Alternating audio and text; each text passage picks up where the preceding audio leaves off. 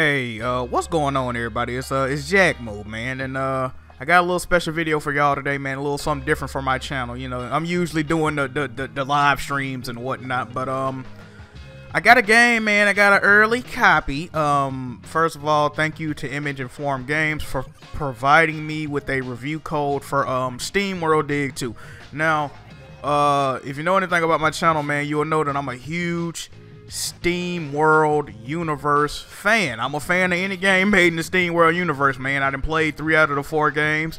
I mess with these games heavy, bro. But real quick, man, we gonna go get into this review of SteamWorld Dig 2. Now, first of all, I want to tell y'all that SteamWorld Dig 2 does release exclusively on the Nintendo Switch September 21st. September 21st, it releases exclusively on the Nintendo Switch for $19.99. September 22nd, it does release on Steam.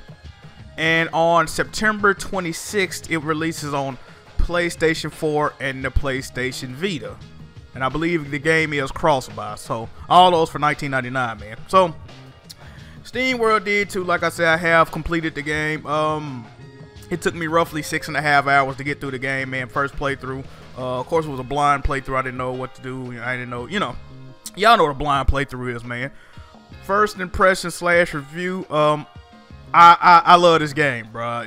No sugarcoat, no foolishness. I love this game, bro. Real talk. SteamWorld Dig 2 pretty much did everything SteamWorld Dig did, but it expounded upon it. It improved upon it. In a big way, man. Quick rundown of the story of SteamWorld Dig 2. You play a character named Dorothy McCrank.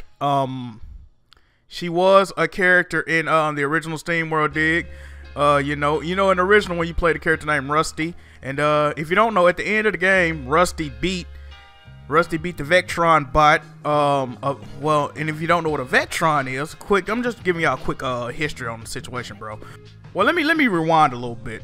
SteamWorld Dig, the universe is basically just think of it as like a Wild West themed universe, but with steam powered robots. Steam powered robots. They basically powered by steam, aka water. You know what I'm saying? You get special moves, you get abilities, but they're ran on water. So you got to find water throughout the world, and that's how you pretty much do your moves and your special abilities. But yeah, Rusty beats a Vectron bot, which a Vectron is pretty much a steam bot, but with like alien technology. So, anyway, a huge explosion goes off at the end of SteamWorld Dig 1. Rusty goes missing. Dorothy McCrank, the one I was telling y'all about, she goes to search for Rusty in SteamWorld Dig 2, and she catches wind that he might be in a town named El Machino, right? It's a mining town, a trading town named El Machino. She catches wind he might be there. When Dorothy gets there, she realizes that, you know, all the citizens are upset. There's been a string of earthquakes. They upset with the mayor because it's a trade town. The mines are clogged. They can't go down there. So that's pretty much where the game starts. You know what I'm saying? Dorothy is tasked with going into the mines and clearing all the transport tubes. Transport tubes are basically the fast travel system in the game. You got to go down and clear all the transport tubes. The main gameplay of SteamWorld Dig, both games, is mining items. You mine ore, you mine resources. You mine resources. After a while, you come back up when your pouch is full, or when you get enough resources. You come back up, you trade them with some of the townspeople, and you use that money to upgrade your character, your abilities, your items, your weapons. And that's pretty much the gameplay of SteamWorld Dig, man. And I gotta say, man, like I said, it pretty much does everything that SteamWorld Dig 1 did, but way better. It's more items. Like, some of the items make a return. Like, of course, your water tank. You can't be steam powered if you ain't got no water tank, man. The lantern. Well, pretty much, okay, you need steam tank. You need the lantern. And these are all on time. Well, the lantern's on a timer. So the longer you're in these caves, of course, your lantern gonna go out. Now you can defeat enemies, and it'll refill your timer, your lantern, your health occasionally. But the easiest way to refill all of that is just hopping in a transport tube and going back up to the main hub world It'll auto refill all of that, man. Auto refills all of that. Yeah, what else was I gonna tell you? Oh yeah, but getting back to the story a little bit, Dorothy meets a sidekick wisecracking character. It's a Vectron sprite. She names it Finn. She names it Finn. Now, the reason I'm saying it like that is because if you played the other SteamWorld games, you will know, you will be familiar with the name Finn. I don't want to ruin none, but Finn is a character in the other SteamWorld games. Some of the extra content. So if you ever played SteamWorld Heist and you played the DLC, you will pretty much know who Finn is. So I thought that was a cool nod to the series, and it answered a lot of questions. Cause at first, when I first saw SteamWorld Dig 2, I kind of had an idea where it was at in the SteamWorld timeline, but I wasn't sure. Well, it was like it had to be, you know, in a certain, you know what I'm saying, a certain way. But this pretty much confirms what I was thinking.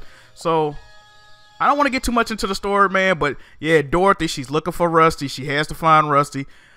And hilarity and whatever else ensues, man. It's a good story. I like the story. Good dialogue, you know. SteamWorld is always filled with like zany and wacky characters. You know, they always saying funny stuff. I like that about the SteamWorld games. I like the humor they got. You know, they don't take it. The SteamWorld, it don't take itself too seriously, man. I always like that about the game. Speaking of taking things too seriously, one of the things I like about this game, you can make it as easy or as hard as you want it to be, to an extent. You know what I'm saying? Like, this game features a mini map. It has waypoints. You can take the waypoints off if you want a little bit more of a challenge. This game has an upgrade system. Just getting back to the gameplay.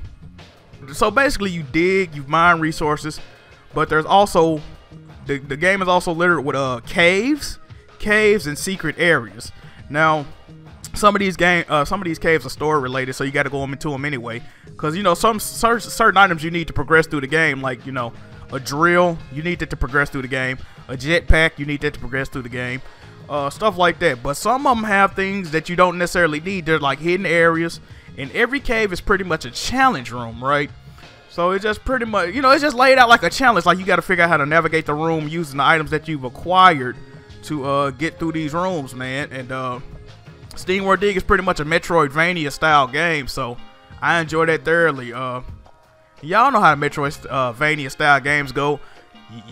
You see an area and you might not be able to get there yet, but you can find something throughout the world, come back to that area, you know, stuff like that. So, you know, you go into the caves, and the caves can have numerous things in them. They can have a power-up, an optional like power-up. They can have a cog. You use these cogs back at the main town. You put these cogs on you can put them on your items. You can mix and match them. So, say for instance, you got your axe. First, you got to buy the upgrade. You can buy upgrades. Like, okay, I bought the $20 upgrade to the axe. That's going to help my axe move faster. But then, say for instance, you can put a cog on it, and it'll make it, you know, make it stronger, or make it shine on something. Like, you know what I'm saying? It's added stuff to the game, and I really like that. They added a lot of items to the game. Like I said, a lot of functionality to some of these weapons. For instance, they added a ability to where your axe could catch on fire. Your axe could catch on fire because there are certain stone enemies that won't move. Or they're not stone, they like metal. They like metal enemies, they won't move, and they keep you from progressing through the world. But once you if lava touches them or fire touches them, they activate, they start walking. So, you know, you can use that fire axe to get to, you know, areas you had seen but not been able to get through before. So I'm just trying to think of all the stuff I like about the game. It's definitely a bigger game than SteamWorld Dig 1. Like, SteamWorld Dig 1 was around 3 or 4 areas. You know what I'm saying? Decently sized areas. And SteamWorld Dig 2 is pretty much the same. It's just they're way like bigger areas in SteamWorld Dig 2. But oh yeah, I almost forgot the soundtrack of this game. Oh my god, bro. They got the homie, I believe you pronounce it El Huevo or El Huero. I can't pronounce the name. It's El Huero, right? I'm gonna say it's El Huero. Hopefully I didn't butcher that. If you don't know who this guy is, he was one of the composers on Hotline Miami, the Hotline Miami series soundtrack. Another 2 more of my favorite games, man. He's the main composer for SteamWorld Dig 2, and yeah, the soundtrack is something serious. I enjoy it thoroughly. I caught myself standing in certain areas just to listen to the song play out. It's that serious. It's real in the field. The soundtrack is dope. Graphics dope. Boss fights, I like the boss fights. That last boss ain't no joke neither. Like, a lot of people underestimate the SteamWorld games, judging by, you know, these cute little robots and, you know, the little chibi type robot looking. That final boss will give you your issue. It took me a couple of attempts to beat that final boss, man. So, like I said, the game is not easy. But, yeah. I guess that's a quick rundown of what I like about the game. What I don't like about the game. What don't I like about the game? Honestly, without sounding like a fanboy, without sounding biased, there's not much I don't like about the game, because going back to what I said about, you know, you can pretty much tailor the experience to the way you want to play it. That would probably be my only issue, you know what I'm saying? If I couldn't do that, or if I thought the game had a fake difficulty, or like it was too easy, you know what I mean? I would have an issue with that, but it really don't get that issue. So, and if something is too difficult for you, man, I'm pretty sure there's a power-up or something in the game that would make that thing easy, right? Say, for instance, you don't like always teleporting, finding a teleporting to get back up to the main El Machino hub world. Eventually, you can get a power-up to where you can just press the start button and automatically go to it, you know what I mean? Or you can self-destruct, because you are a steam-powered robot. That's another thing, man. When you down below, if you die under, you know, if you're in the mines, you die, you pretty much respawn in El Machino. You pretty much keep all your upgrades or items that you collected before you passed away. I said passed away like you did, but before you destructed, man. But if you're in a cave or a challenge room, if you die in one of those, you pretty much restart at the beginning of the cave or the challenge room. And then, say for instance, it's a platform, like they're puzzles, so you can accidentally mess up and not be able to progress any further. Only thing you gotta do, man, go to the front door, go out the door, come back in. It's gonna reset. You know what I'm saying? So you just keep trying it like that. The game features a lot of secret areas. You might find a cog there. You might find artifacts. They got artifacts in the game now. You know, you find a certain amount of artifacts. You take them back to one of the townspeople. They give you they'll give you a blueprint for another power-up. The game is fun, people. The game is fun. I'm pretty much just laying out how you play the game, the features of the game. Hopefully there's gameplay footage in the background of this video. Just a little bit, man. I don't want to give y'all too much, man. Just a little bit of gameplay footage for y'all. Probably early on in the game. I don't want to ruin nothing for y'all, because I know y'all care about stuff like that. Yeah, that's SteamWorld Dig 2, people. I'm not going to put a score on it, because I'm really not a game reviewer. I just want to cover this game for y'all. And before I get up out of here, I just wanna tell y'all, I do have a copy of this game to give away on Steam. I have a Steam copy to give away of SteamWorld Dig 2. So if you want a copy of this game, bro, put your Steam ID. Put your Steam ID in the comment sections. Just put like enter me, or put your Steam ID and just tell me you want a copy of the game. I will pick a winner a couple of days after after the game releases. I will pick a winner, and I will contact you through Steam, Twitter, you know, whatever social media you may have, man. But yeah, once again, man, thank you to Image Informed Games for providing me with a review copy of the game. SteamWorld Dig 2 does launch exclusively on the Nintendo Switch on September the 21st for $19.99. And the day after that, September 22nd, on the PC, Steam, for $19.99, man. You can't beat that deal, people. I'm telling y'all. I'm thinking about buying another copy of this game. I got to get this game on the PS4 and the Vita. And speaking of the PS4 and the Vita, that drops on September the 26th, people. Get in tune with what the hell going on with SteamWorld Dig. It's a good game. I wouldn't lie to y'all. I would not lead y'all astray. I've been praising, you know, the SteamWorld games for a minute, man. Jack moving Image Informed Games. That's a beautiful combination. You feel me? But anyway, man, I'm about to get up out of here. Hope y'all enjoyed the video. Leave your comments down below. And like I said, I'm not going to put a rating on it because I don't really do that. But SteamWorld Dig 2, in my humble opinion, is a must-play game.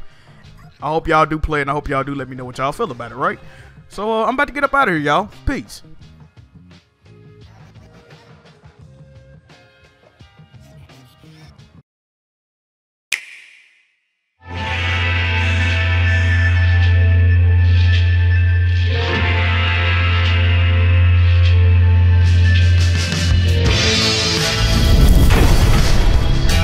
In her search for answers, she dug up more than she bargained for. The caves, the companions, the upgrades.